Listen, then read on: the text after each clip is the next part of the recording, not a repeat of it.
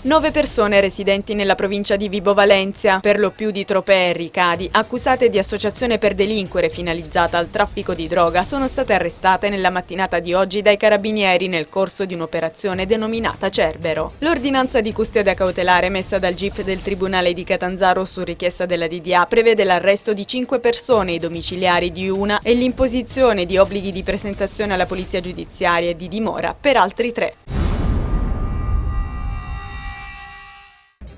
Stamattina presso l'aerostazione Pitagora di Crotone la Regione Calabria ha presentato il piano di sviluppo dell'aeroporto Sant'Anna su come la struttura diventerà nei prossimi 20 anni. Subito dopo la presentazione del piano è stato firmato un protocollo d'intesa con l'aeroporto sardo che è stato scelto come modello per i piani di sviluppo dello scalo pitagorico. La convenzione tra la società di gestione dello scalo e la Regione invece prevede 4 diversi interventi di importo complessivo di 31.400.000 euro per migliorare ed ampliare la struttura aeroportuale.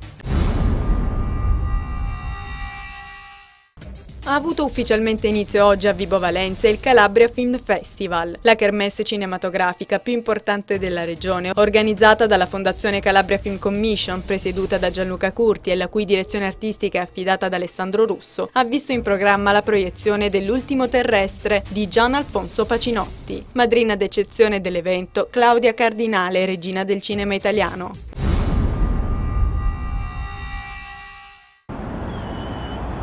Le nuove generazioni portano avanti le tradizioni in Calabria. Ieri a Crotone si è svolta come ogni 13 dicembre la festa di Santa Lucia, che ha visto impegnati tanti ragazzini nella costruzione di strutture di legno a forma conica, con una croce in cima, a cui la sera si dà fuoco, rituale festivo legato al trapasso stagionale più delicato dell'anno, col progressivo scemare della luce, per cui occorre esorcizzare il pericolo del non ritorno della luce.